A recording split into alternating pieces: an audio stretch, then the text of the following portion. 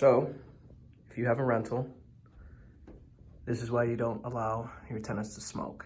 So this is not yellow.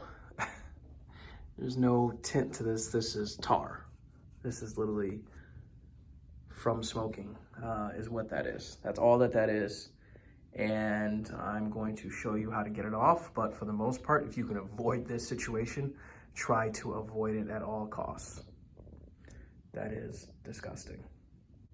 All right, so what I'm using is this scrubbing bubbles, foaming bleach, and I'm just going to spray it, and I'll show you kind of what it does, but it actually is really nice. It actually works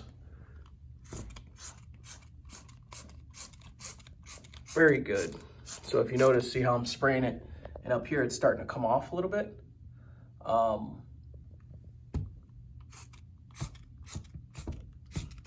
Looks easy, but for the most part, I am spraying a lot of it. As you can see, you know, it's kind of starting to fade down.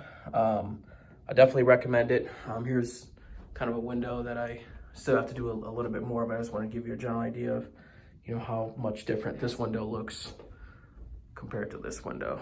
But if you can at all costs, avoid allowing your tenants to smoke inside the unit, because this is the result of what you get.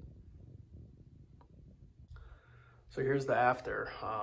There's still some areas that I want to just come back and touch up, but man, that was wasn't easy. I still have to clean the window, but I just wanted to give you an idea of how to clean that. It's not fun. So if you can definitely save yourself the headache. And obviously it's not just the window. I had to paint the ceiling and walls and everything like that. But if you can save yourself the headache, please do. Do not allow anybody to smoke inside of your units. So Darian Thomas, thanks for watching, and make sure you like and subscribe.